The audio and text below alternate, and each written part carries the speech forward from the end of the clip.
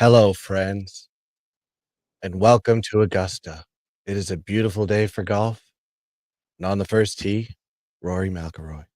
What's going on, everybody? It is the Masters preview show right here on the GunzPicks channel. We do this annually, and I had to bring back the man, the myth, the master of futures. Absolutely having an electric season. He was telling me about hitting his future last week. I'll let him talk about it, but you can find him on Instagram and X at Jeff MCG88, doing golf content constantly. It is Jeff. What's going on, my friend? How you doing this beautiful Wednesday? Doing great, Gunz. Thanks for having me back. It's been fun the last couple of years doing this with you. I'm excited for Masters Week and looking forward to talk some golf with you. Hell yeah. And it's good to have this kind of like downwind for me because like you got a hold of me like right before the national championship game. I'm cramming. I've been slamming college basketball picks left and right, trying to, and then all of a sudden you're like, hey, we should do a master show. And I'm like, yeah, we should do a master show. We got to do it. We've been doing it every year. I think this might be the fourth year. I was trying to go back even to the dad bods days, but we've been doing this consistently year after year. And it's a great annual thing that we do here on the GunzPicks channel. We talk about the Masters. We talk about the futures. It is a highly bet golf major, probably the highest if we're talking about the public. Everybody coming off that college basketball high, coming down into what is the dog days of summer almost. We're still in the spring, of course. But we get to talk a little golf. We get to watch some golf. It's a great weekend if you haven't watched it before. But I want to start with this show. We need to just kind of break down everything into piece by piece. We need to start with the course, right? We need to know about the structure of the course. What do we need to look for? I guess Jeff, I'll start with you. What are the things that bettors need to know about this course and how it will affect how you're picking golfers for this major? Yeah, obviously they play Augusta National every year for the Masters. It is a course unlike any other. Just and the TV doesn't do it justice. If you've never been, I've never been, but I've heard stories about how the elevation changes, the slopes of the fairways, the greens, just everything after you tee off. All of the information you have to take into account. It really starts after your tee shot. You have to make sure you set yourself up in position to be able to attack the greens and you're not blocked out by hitting a bad shot on the wrong side of the fairway. You really just have to strategize more than you would an easier course. And you don't want to put yourself in bad positions off the tees because this is a very long course. It stretches out over 7,500 yards. Most of the par fours are all over 440 yards. There's one par four that's less than 400 yards. So you just have to be able to, hope to hit it long off the tee, put yourself in good position. The fairways are wide here, so don't have to worry too much about, accuracy off the tee. But the longer these guys can hit it and put themselves in better second shot situations, that's a great start. Yeah, you said it best, and got to shout out my guy Bruno, always joining the chat. What's going on, my friend? He's coming from the lower part of the Americas, probably having himself a bevy cocktail or something like that, or maybe it's the morning where he's coming from. But you said it best on this one, and I just want to bring up a sheet that kind of explains it from a numerical value. Jeff kind of explained it here. But when we look at this tournament, we look at a couple key situations. So I'm highlighting Augusta National here from this value. So you see this number here at 70.9% on accuracy for the driving stat. And if you compare that to the courses all across America, professional courses, of course, they're ranked number 4 in terms of driving accuracy. And what Jeff was alluding to is you can go out there, it's long, the fairways are wide, and it allows these big hitters to go out there and just rip it. And that's what we've seen from the Masters is you have these guys like DeChambeau and Scheffler, and you have these guys just going out there and just tearing it up on the course, off the drive, off the tee, and the hazards and even out of bounds. That it's salvageable. You can kind of scramble out of those situations. But as Jeff alluded to, is the sloping and the greens and stuff like that. That's another key statistic that we can look at here. When we look at Augusta, there's these stats here, and if you see this red right here with putting, with the around the greens, all minus areas, the approaches. This tells you everything you need to know. It's like this is what makes or breaks a golfer in the Masters. It's the approach, it's around the greens, and it's really the putting. Now, you don't have to be the best putter in the world, as we've seen in the past. You just have to get to the dance floor and give yourself an opportunity to either salvage a par or get those birdie opportunities as much as possible. Am I wrong on this one, Jeff? No, 100% right. You have to be able to hit these greens and put yourselves in positions. Par is a great score, especially on the par threes and par fours this week. You don't want to leave yourself any mess around the greens where you bring bogey or sometimes even double bogey into play, because a couple of those can just ruin your week.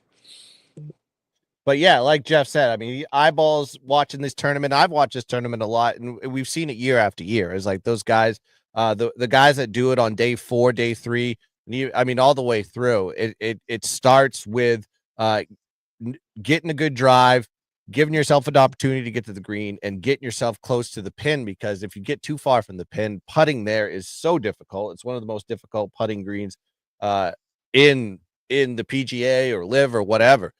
Chill Will coming in says Gunz on that master vibe. You know I'm on that master vibe. Got to transition. I got to get that mellow now. I've been balls to the wall, head through the wall, just going at it on college football and college basketball. I need to have that mellow vibe. And Jeff said, let's do a show. I said, that's the vibe that I need. And of course, Bruno coming in at Portugal. I always forget where you're from, and I don't know why I can't get Portugal in my head, dude. Every single time you tell me, and I just completely just goes one ear out the other. I think it's just because I'm jumbled with too many stats about defense and offensive efficiency. I digress. We're here to talk about golf, but I just wanted to kind of show that sheet to the people as kind of a starting point of this show and what this kind of transitions to when we pick golfers. So let's talk about the weather on this one. And we looked at this prior to the show. The weather conditions on Thursday look very good. Not the winds are like 7 miles an hour. It looks like at Augusta 75. So Thursday doesn't seem like that bad of a day, right? Friday, if you're going to be in that morning grouping on Friday, you could be there could be some delays as far as showers go. The winds are going to be 16 miles an hour, so you're going to deal with winds. Now, looking at that aspect of the shift in the weather from day 1 to day 2, is there any maybe some advantages that we could take advantage of here, Jeff? As far as maybe is this more of an advantage to the Euro golfers than it is the American golfers, or are there better golfers that play better in the cold and better in the wind and better in the rain? Yeah, I mean, you obviously, the Euro guys growing up, they've been with this. They've dealt with this their entire lives. They have more experience. I don't know if there's necessarily a huge advantage. I mean, a lot of these guys have been playing golf in different conditions for all their lives. I would say, the weekend looks great. I mean, Sunday, there's like minimal wind whatsoever. So you could see some guys going at the flags on Sunday. Leading up to then, the temperatures in the morning, the cooler they are, the ball won't travel as farther. So while there might be less wind in the mornings, it's still the ball won't travel as far until the temps start rising a little bit. So they kind of offset each other a little bit. I wouldn't put a huge advantage on one wave or the other, but we'll see how it plays out. And this all could change in the next 24, 36 hours for Friday as well. Yeah, yeah. Well, I mean, yeah, that's the thing about the weather is like we're seeing it. We're like 2 days away, so it's going to be somewhat accurate to a sense, but you never know how the shifts in the wind and everything like that could change the weather conditions very quickly on this one. Seems like Thursday is going to be a great day for golf. Can't wait to watch that. Let's transition a little bit into some of the key statistics that that actually you brought up to me. I want to make sure I bring this up to everybody. You talked about how important par fives are. We addressed that these fairways are a little bit more open than they usually would be in a major. And one of the key things that we have here with Augusta And this major in particular is every single year. It's this major is at the same course, rather than the U.S. Open, the PGA Championship. They're always interchanging on this one. But you brought up par fives. How important are par fives when we're looking at picking guys to either place in the top 10 or even win the Masters? Yeah, I mean, it's pretty wide open on the fairways, like you mentioned. So you need to put the ball in the fairway on these par fives and give yourself a good shot at going on the green in two. Now, some of these par fives are long enough where not everybody's going to be able to go for it in two. So, who has the advantage on these are the guys who can hit the ball a mile off the tee. So if we're looking at like the top 10 guys in the field in driving distance, I'll rattle off some names here to look at just on that. I'll pull up a screen too. I got the top. I think I got the top 10 Yeah. guys. And I'll pull it up. But you go ahead. Keep going. Yeah. So some guys to look at just off driving distance: Bryson DeChambeau, Ludwig Gobert, Wyndham Clark, Rory McIlroy, Minwoo Lee, Taylor Pendrith, Benny On, and there's a few more. But you brought up that par five scoring, and the thing to mention about that is you got to make your birdies here. If you can mix in a couple eagles throughout the week, even better. But if you look at the last 3 years, Scotty Scheffler was 9 under on the par fives. John Rahm was 10 under. The year before when Scotty won, he was 8 under. And you look at their par three and their par four scorings, just a drastic difference. If you can play the par threes or par fours at under par and shoot 9, 10 under par on the par fives, you're going to be right in the mix come Sunday. I mean, look at Hideki in 21. He was over par on the par threes and par fours, but he shot 11 under on the par fives, and it was enough to win. Yep. That's a good statistic that you brought up there is like, yeah, you have to take advantage of the par fives. And that kind of gives you a little bit of wiggle room when you're on the threes and the fours. And you brought it up. It's like you can see these statistics here. I mean, the par fives, Hideki Matsuyama -11, as like the threes and fours, he was +1. I was like, sometimes that's all you need in these situations. And when you have these wide open fairways and you can go out there and just kill the ball, that's going to be an advantage of this one. Oh, we lost Jeff. But he'll be coming back here shortly. Just wanted to show you that statistic on this one. I think he's back now. Oh, he froze. All right. Oh, is he back? You back? I'm back. I lost you there. Yeah, it's all good.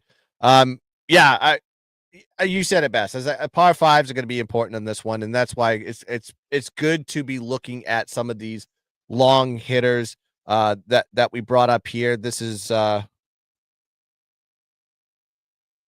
we talking about you mentioned it, Taylor Hideki Matsuyama. I know Seth Strata is one of those. I guess we can talk about him later on. I've heard him get talked about constantly by all the analysis heads, and every time I hear an analysis head consistently bringing up certain names, it makes me want to just not bet it, and that's in every single sport. So I don't know if this is going to be one of those cases where did Jeff freeze? He might have froze on that one. So I don't know if it's going to be one of those cases where we should be taking this guy or not. But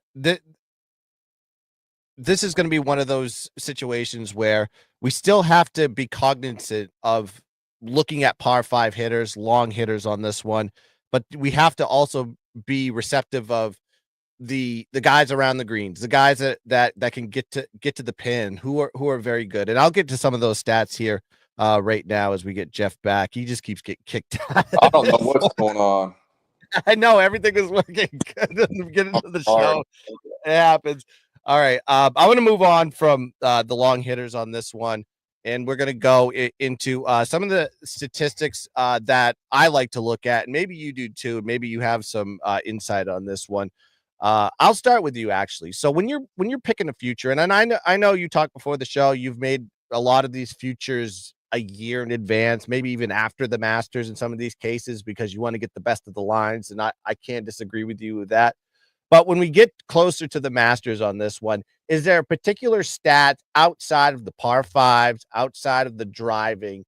Do you actually look at, okay, if golfers are good in other certain statistics, we need to be taking a look at them and possibly putting some futures on them? Yeah, I mean, the first thing I always try to start with is their recent form. Even though it's a different course, you want to make sure they've had some good results leading in. Not necessarily having to win, but some top 10s, some top 20s in their last 2 to 3, 4 starts.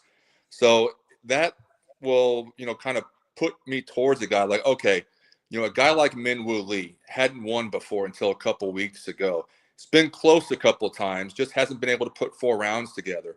He finally did it in Houston and held off Scotty Scheffler on Sunday to beat him by 1. So Minwoo Lee is a guy that has a good short game around the greens. So that would be something I look at for an example. He's a good guy to look at who's in the mid-range this week. You can get a pretty good number on him. Doesn't mean he's going to win, but it might be a good placement bet for a top 10 or a top 20. Other things to look for, past history here at Augusta. If they've had some top 5 finishes, top 10s, been close. A guy like Xander, who's been close a few times here. Justin Thomas been close. Things like that. So I kind of put a combination of those things in there around the green and, being able to, obviously put the ball in the fairway off the tee helps a lot as well. Yeah, I was doing a little bit of research prior to, and you bring up a lot of good points on that one. Course history is definitely important, and I think when we get into some of the picks here in a little bit, we'll be kind of bringing up a lot of that stuff too. At least the picks that I made, you brought up some names that are definitely going to be on my card come either tonight or on Thursday. But this is kind of like a good statistic background if you haven't watched a lot of the majors or you haven't been paying attention because you've been betting on other stuff or what have you, but you want to put some action on this one. Like Jeff said, beginning of the show, we're going to deal with a lot of wide fairways. We're going to deal with a lot of approach shots that are going to be guys that are good at approach shots, guys are good around the green. Those are going to make or break your masters basically for a golfer. So this is basically gives you the strokes gained category. So, and I know Jeff, I know you're familiar with this tool here. So this kind of gives you kind of a gauge where if you know that there's going to be extreme difficulties with the approach and with the around the greens and everything like that, this kind of gives you a gauge of how, if they do get shots gained from those particular skills. So you see, of course, Scotty Scheffler is pretty much all well-rounded in these stats. But I think later on we should talk about how he's done. And, Jeff mentioned performance. Not as great as a performance as he had going into the Masters last year. Of course, I think he won back-to-back tournaments, and then he finished runner-up in the Texas Open or something like that before he went to the Masters. Very different scenario here. But this kind of gives you some of these stats, but I think it's very interesting when you look at like Morikawa. Morikawa is ranked 3rd as far as the strokes gained category. We're talking putting, we're talking around the greens, we're talking approach, even off the tee. So that's kind of the 4 main categories in this one. Of course, distance is a little lacking, but his accuracy is spot on. Not necessarily need the accuracy on this one with the wider fairways, but I digress. He's still one of the top ones. DeChambeau kind of carries off the tee a little bit more. As you know, Jeff, DeChambeau, big hitter, right? Long ball. Yeah, I mean, he smokes it off the tee and puts himself in great position. The problem that he's had in the past sometimes is his around the green game hasn't been great for 4 rounds. So that'll be interesting to see this week. I mean, last year he shot a 65 in the first round, and then he kind of just hovered around even par, and then had one day where he shot a 75 and kind of took himself out of it on Sunday. Yep. Yeah, and you can see that in his numbers here. It's like you see this 1.26 here off the tee. That's basically all drive right there. And then, but the numbers tend to tick off in comparison to Jon Rahm, Morikawa, McIlroy, kind of low on the around the greens, but he's decent around the approach. He's a pretty decent long hitter, correct? McIlroy?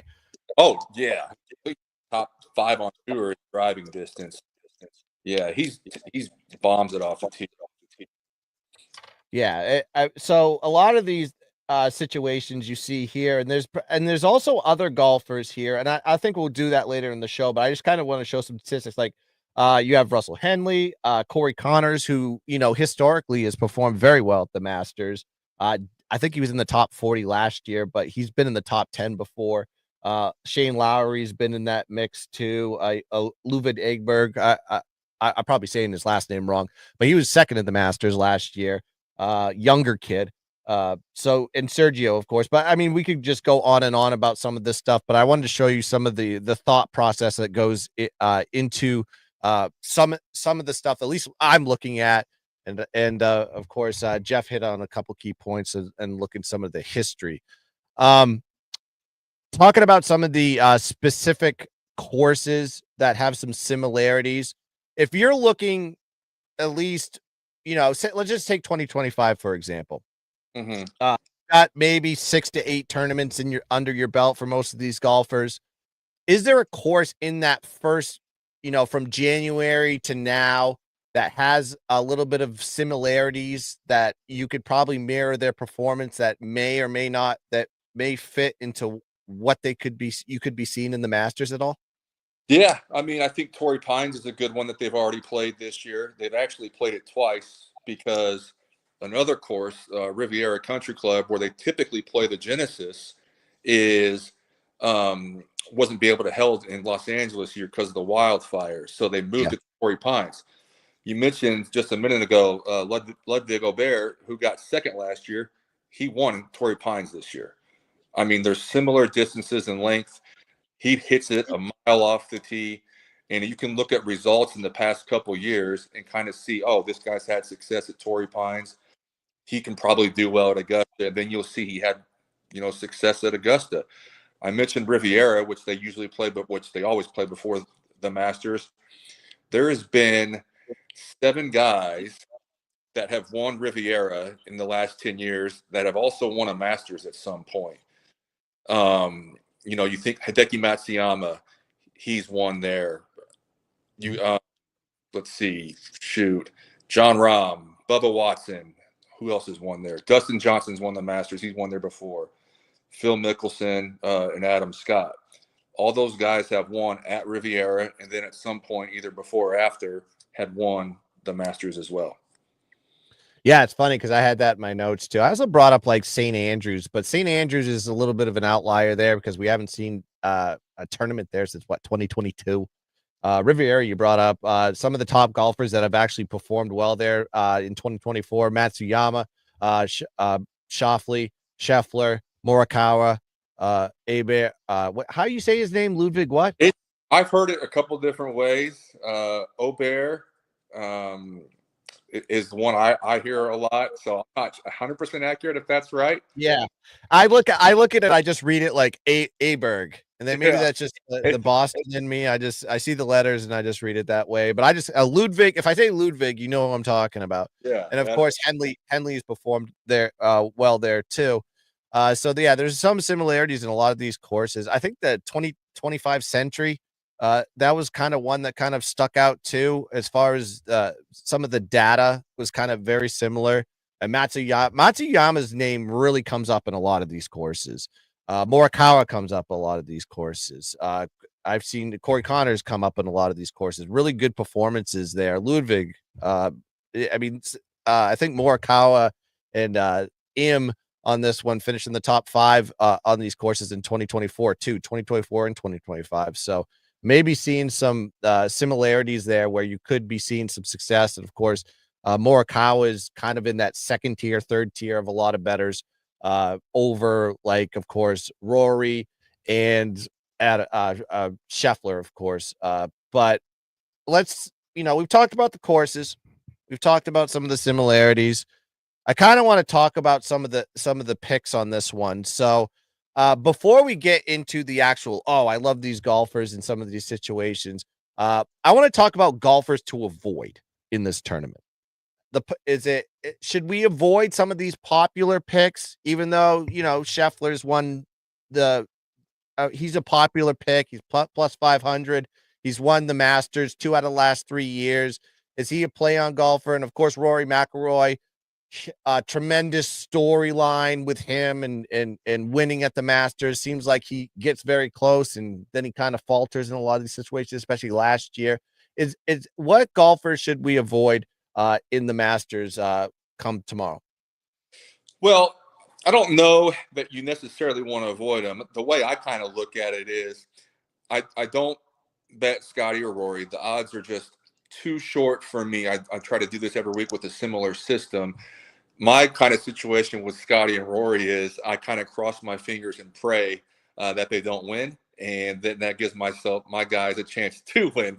So the thing about Scotty is, you know, last year he'd won twice before he won the Masters. The other time he won the Masters, he won 3 times before. He started a little late this year. He missed a couple tournaments because of a hand injury.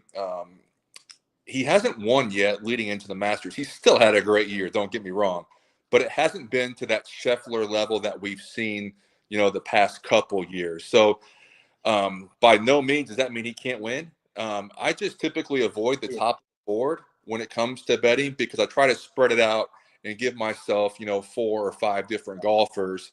So all my eggs, aren't in one basket. A popular guy on tour as far as personality who is not getting bet at all. He is getting bet a lot to miss the cut. That's one of the top bets is Max Homa, who has just been lost. And he'll be the first one to tell you that. And it's been a struggle for him. Cam Young is another guy that's typically a popular pick, hasn't played too well this year. So, I mean, those are guys that have kind of struggled that are normally this time of year are popular picks. Max Homa was in the top 10 last year here and has completely done nothing since and struggled tremendously. Yeah, I kind of wrote a few notes and I took a couple chances on this one. I brought up Rory and I brought up Scotty Scheffler. I just think those 2 golfers are just going to be way too popular and the value is just absolutely dropping. And then, like I said before, with Scotty Scheffler, he came into this tournament. He won. I think he won the Players. He won the Arnold Palmer, and then he got second in the Texas Open before he got into the Masters, and then he just went on an absolute tear, just dominating golf last season. But you've seen this drop off from him this season. He hasn't finished more than 25th this year. He has 3 top 10 finishes, but there's only 4 golfers that have won back-to-back in the Masters, including Tiger Woods, Jack Nicklaus, Fred Couples. Who am I missing? He's not on his side. It's tough. It's rare. Phil did it in 04 and 06. So similar to what he did. That's what I'm missing. He did it twice in 3 years, which is still tremendous.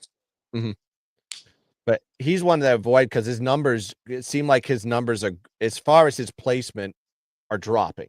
And it's not for me a guy that I want to bet. And I also just did this maybe because it's just the contrarian in me, and everybody's talking about Ludwig. I personally think that this is a guy that he's still young in the game. He had a tremendous debut in the Masters, getting the runner-up. Kudos to him. But he hasn't made the cut in back-to-back tournaments. He missed the cut in the Players. He missed the cut in the Texas Open. And then he missed the cut in 2 majors last year. So he's not consistent in majors. And granted, maybe he's just a Masters guy. I don't know that for sure because we've only seen him in 1. But I took a little bit of a shot on this one, and I took him to miss the cut at plus 300. I don't know why.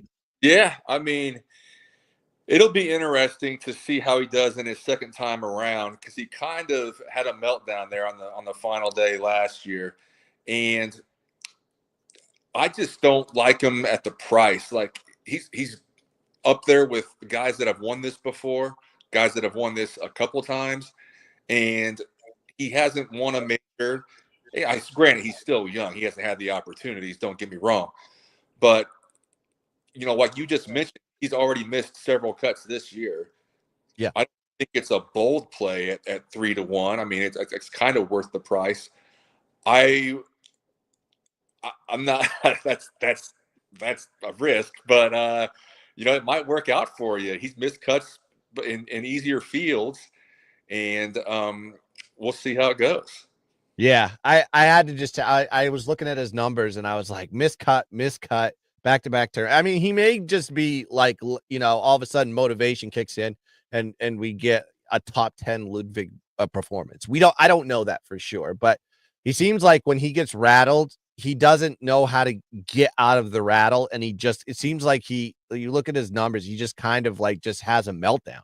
And if he has one of those, he's not going to get past day 2, in my opinion. And I thought it was worth the shot, knowing that he's been in 4 majors and he's missed the cut in 2. I was like, well, might as well take a shot and see what happens on this one. Like I said, he's still young and inexperienced. He needs to get a few more, get some more seasoned experience under his belt, and he may find a way to get past that mental block that he has in some of these situations. But I may be completely wrong. As I'm just reading numbers at this point. Of course, Jeff's the expert here. If you haven't checked him out, go follow him on all social media platforms on X. It is Jeff. You need a better name on this one. Call yourself Jeff Golfer. It's Jeff MCG88. But let's get into some of the plays. Jeff, I'll start with you. What are your top plays going in there, and save your winner for the end? Got it. Or winners.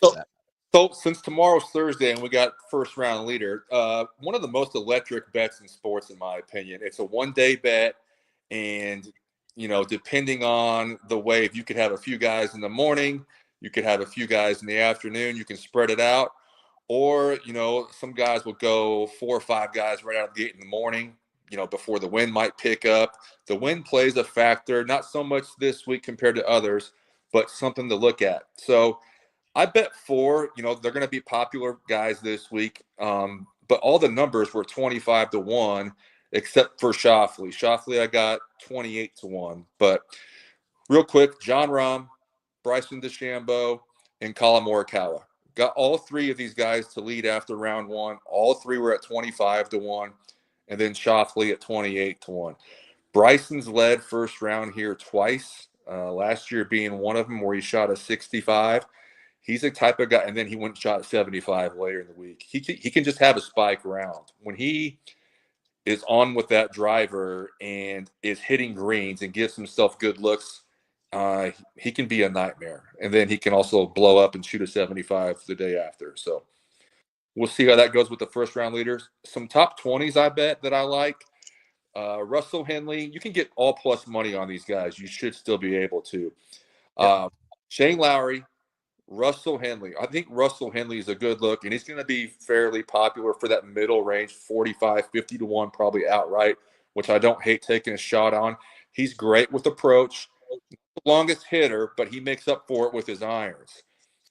So Shane Lowry, Russell Henley, and I mentioned him earlier in the show, Min Woo Lee. Min Woo absolutely crushes it off the tee. He crushes it, more than Rory does, and Rory's one of the longer hitters on tour. Recently just won in Houston. So he's got the great recent form coming in, and I think he can really do well this week and get a top 20 for you as well. I took a couple 3-ball matchups for round 1 only. Just look at the groups that they're in. The guys I played, all plus money. I took Russell Henley in a 3-ball. Brooks Koepka is in that group. And then I honestly don't remember who the last guy is, but it's him and Brooks were both like plus 160, 165. In my opinion, they're playing heads up, so I'll take a shot with Russ Henley in that one. I took Patrick Reed in his group. Believe Benny On is in that group. And I like Patrick Reed a lot this week. I bet him top 30 as well. Great history here. Last 2 starts, he's finished 12th and 4th, and he obviously won a green jacket in 2018. And I think he gets a bad rap because he's not well liked personally. I'm not saying that I like him as well either. But he knows the area well. He went to Augusta State University, and I think some of these live guys come in to these tournaments with chips on their shoulders, because this is the one time they get one of 4 times they get a chance to prove themselves to everybody, because they're all back together for this week. So him in a 3-ball tomorrow and a top 30 finish this week. I got a plus money. And then for my winners, I bet all of the Masters futures in advance. Every one of these 4 guys I bet in 2024. Starting with Bryson DeChambeau. I happened to find last July a 30-1 on him on FanDuel a couple weeks after he won the U.S. Open. Bryson was close last year. He was in the mix on Sunday. He just couldn't put it all together. And not that this means anything, it's actually kind of funny. There's a new feature this year with the Masters where you can see how many balls these guys hit on the driving range. And last night or yesterday, Bryson hit 393 shots on the range.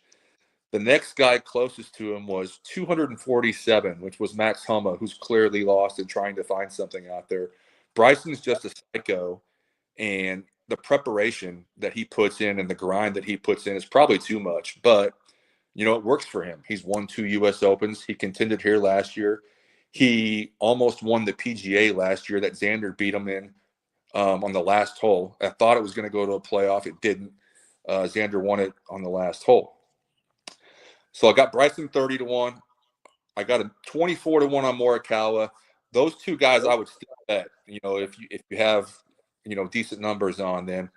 I took a couple of futures on Jordan Spieth and Will Zalatoris in December, hoping they would figure their games out a little bit. They haven't been horrible. Spieth has shown signs of his old self, and then he has shown signs where he just blows up, which is typical Spieth fashion. Zalatoris, he's got an early tee time tomorrow. That might be a sneaky play for a first-round leader before the wind picks up a little bit. Something to think about. Don't really love those two plays. If I was doing it right now, building my card today, I would look at Morikawa and Bryson still, and then maybe mix in a third guy like a Russell Henley or a Min Woo Lee, at longer odds, or maybe both those guys. Add those two, and then cross your fingers and hope Scotty and Rory doesn't win it on Sunday. Yeah, you must. I'll tell you this. Full disclosure: we didn't share our picks or anything like this, and of course, like I started looking at this last night and then into today, and kind of figured out like my strategy. I have found success at the Masters. It's probably the only tournament that I bet. I sometimes dabble in another major here and there if I could figure something out. But I like this major the most because there's history and it's year after year after year. It's the same spot, same place. Certain guys that play this way. And you brought up some of the guys that are on my list. You brought up Russell Henley. And the way I play this, I'm just going to tell you right now, I pick 5 golfers. And I go, these are the 5 that I like. I never pick like the huge favorite. I'm never going to pick a shuffler. I'm never going to pick Rory McIlroy. I'm always going to pick guys that I think could fit in the top 10, top 20, and I kind of spread out the bet. So I'll go with Russell Henley. I like him at top 10 plus 300, top 5 plus 700, and then to win plus 55 to 1 on that one. And I'm going to put him on. I'm going to find the best line I can for the top 20 because you brought up some of his numbers here. He's ranked in the top 15 in a lot of the key categories that you need to be successful at the Masters. He's 11th around the greens. He's 15th in approach. He's 9th in shots gained total. And you brought up how he's great with his irons. And it shows in the numbers. He had 4 top 10 finishes in the last 6 tournaments. He's had 2 top 5s, including a win at the Arnold Palmer Invitational. So he fits the mold of a golfer that could be successful at the Masters. And he finished 4th in the Masters in 2023, 38th last year.